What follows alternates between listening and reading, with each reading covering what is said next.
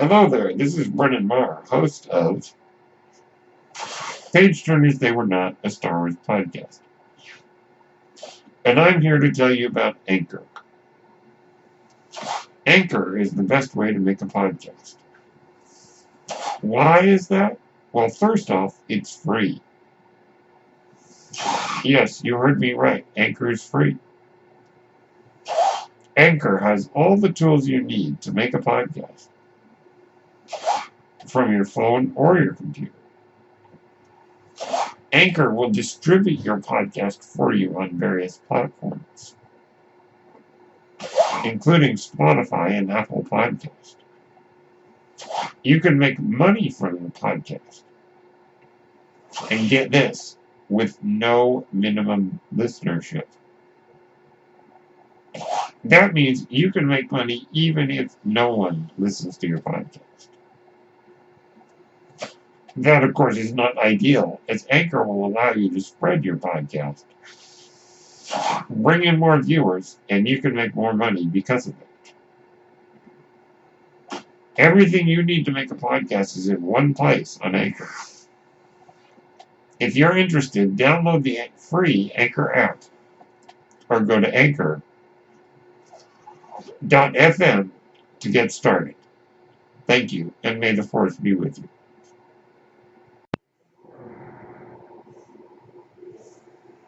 Hello, everyone. My name is Brendan Marr. That noise you're hearing is my ventilator. And welcome to Page Turners They Were Not, my Star Wars podcast. I'm recording this on a Tuesday, a day for controversial topics related to Star Wars.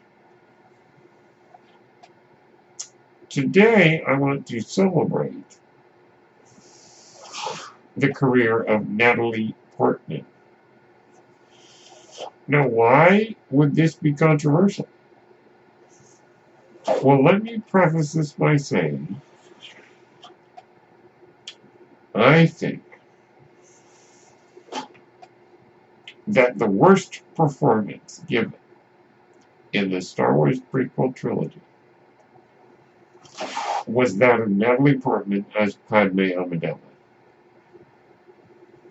Now, I began this podcast by saying I want to celebrate the career of Natalie Portman because I do not believe for a minute that the bad performance she gives is any reflection on her talents as an actress. Now, there are other people who may not agree with me about her performance, and that's fine. Also, I have no problem whatsoever with the character. It's really the performance for me that does not work. And some of the writing, too. We'll get to that in a minute. But this in no way is some kind of indictment of Natalie Portman. Natalie Portman, now the Oscar-winning actress and multiple Oscar nominee, clearly there is no problem with her talent. I believe, and I don't want to get too far into this, but I believe that any bad performances in the prequel trilogy, or in Star Wars in general, fall on the directors. And particularly in the Phantom Menace, Attack of the Clones, and Revenge of the Sith. Any bad acting falls on the part of George Lucas. That being said, I, like many people, have come to appreciate the prequels more. I still have a hard time with Attack of the Clones, because I feel that it is a poorly made, poorly directed, poorly acted, poorly written movie that is the worst Star Wars movie. Live action movie, I should say. The Clone Wars film might still be the worst Star Wars movie, but whatever. But regardless, Natalie Portman is a great actress. The Star Wars prequels are not really where you see that talent. Her talent, I fear, was wasted, but also, when they began filming The Phantom Menace in 1997, she was 16 years old.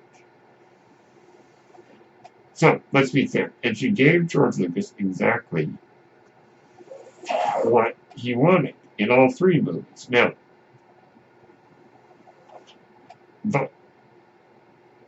I have a really hard time in her scenes in The Phantom Menace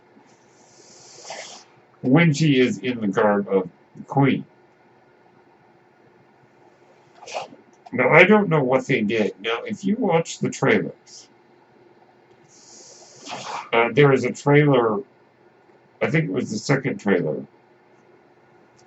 for The Phantom Menace, and you listen to her dialogue,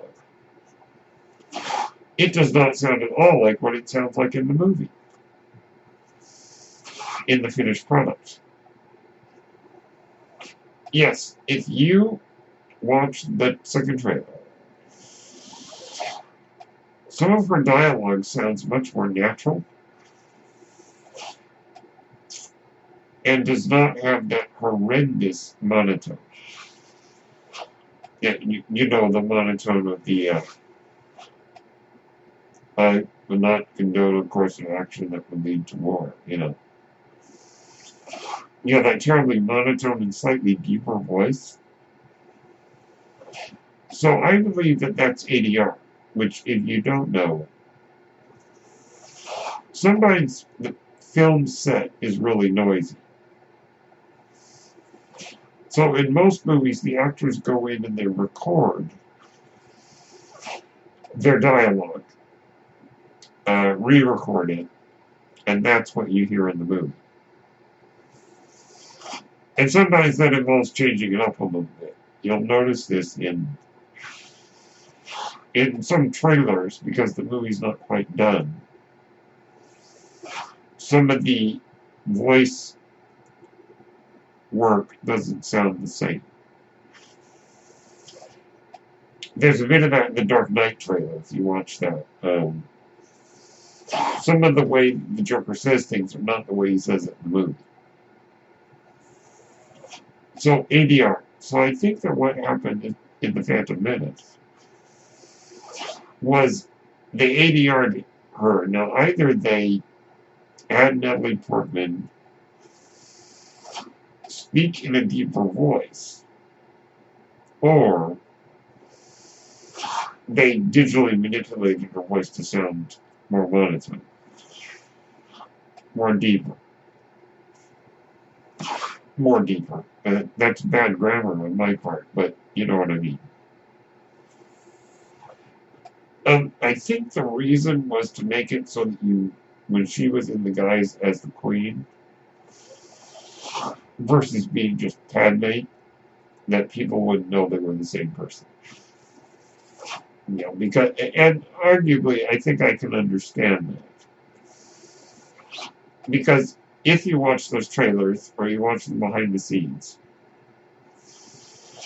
and you listen to Natalie Portman saying her lines as Queen Amidala, you know, it sounds exactly the same as when she's playing Padme. So I think that George Lucas manipulated it to sound different. Now, because she's a queen, I think she was directed to speak, you know, regally, very formally. Okay, that's fine. I think, though, that when you add the ADR over it with the monotone, it unfortunately sounds really painful. And also, I think there's a way to be formal without being stiff. Okay, all that out of the way. Her performances in the prequel trilogy movies, to me, leave a lot to be desired. But let's look at her career in other movies. Oh my. Well, the same year that she was in Attack of the Clones, she was in the film Closer, which got her an Oscar nomination for Best Supporting Actress. So, oddly enough, in the year that she gets I think a Razzie nomination, she also gets an Oscar nomination. Razzie, I believe, for Attack of the Clones. But going back, her first film was Leon the Professional, which has gone down as a cult classic, starring the great Gary Oldman and the great Jean Reno. And that was really her first claim to fame. And then Star Wars was really her next claim to fame. And obviously she's gone on. She, of course, was in V for Vendetta, which I actually quite liked.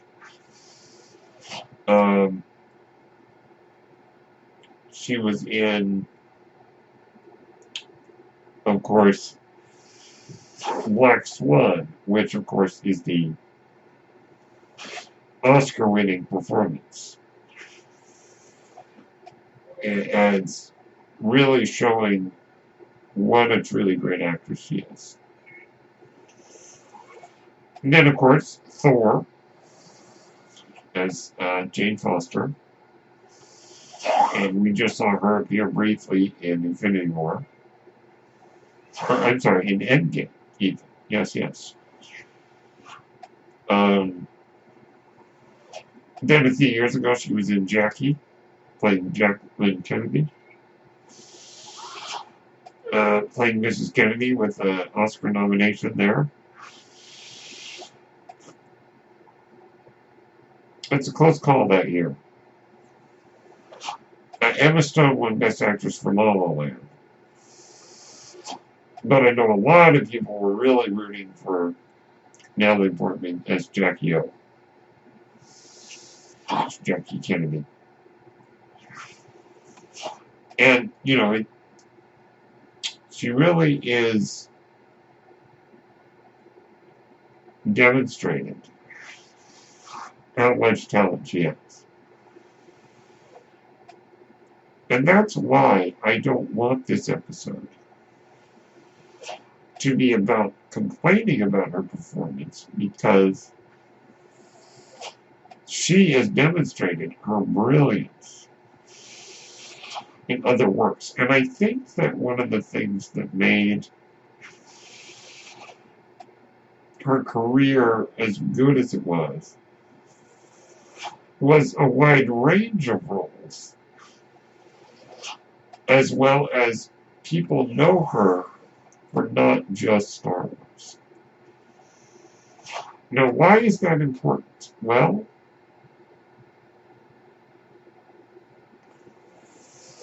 very unfortunately for actors like Jake Lloyd, Hayden Christensen, Ahmed Best, they are only known for Star Wars. They have been in other things, yes. But their main claim to fame is Star Wars, and unfortunately, because their performances were not well received, there is going to be a stigma that is attached to them. That is very unfortunate, but I think that in Jake Lloyd's case, he quit acting because of the way people treated him, because of his performance in The Phantom Menace.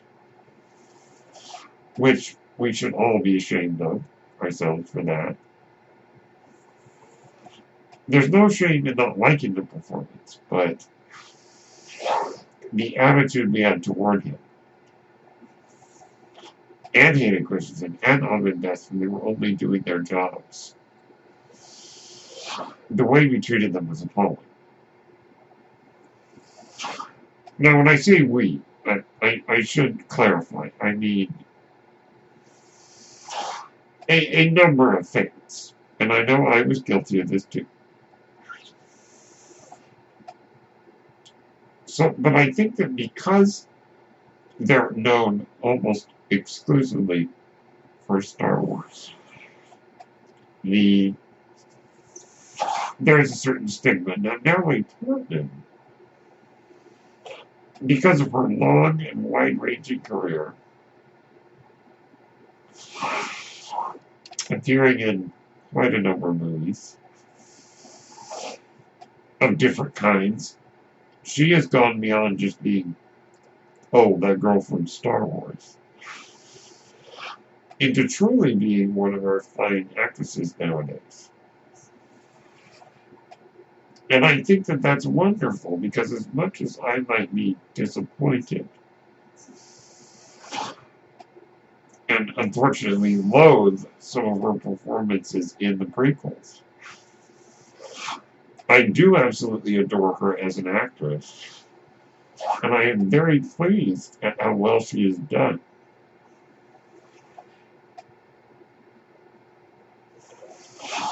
So that's why I want this to be an episode where I celebrate Natalie Portman. Because as much as I might be negative toward her in the prequels,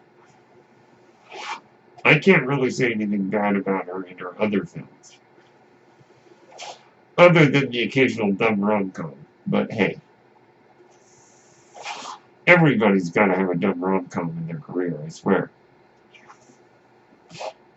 So that being said, I want to celebrate Natalie Portman. I want to thank her profusely for what she brought to Star Wars, what she has brought to cinema. She did her best in the prequels. It's kind of hard to give a good performance when you're surrounded by artificiality with a director who doesn't really direct actors. So she gave what was called for.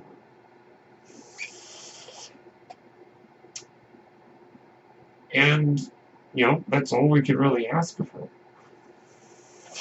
But I'm just pleased that she's done so well in other areas, in other films. And I think that we can thank George Lucas for really launching her career. Yes, she had done a couple of movies prior to that. And yes, she had gained some fame. But I think being in the Phantom Menace really allowed Natalie Portman to really make a big leap into the Natalie Portman that we know and love today. And I think we have George Lucas to thank for that. So those are my thoughts on Natalie Portman, the actress behind Padme Amidala. Let me know what you think. My name is Brendan Marr. That noise you're hearing is my ventilator. And thank you for tuning in to Page Turners They Were Not, my Star Wars podcast. May the Force be with you.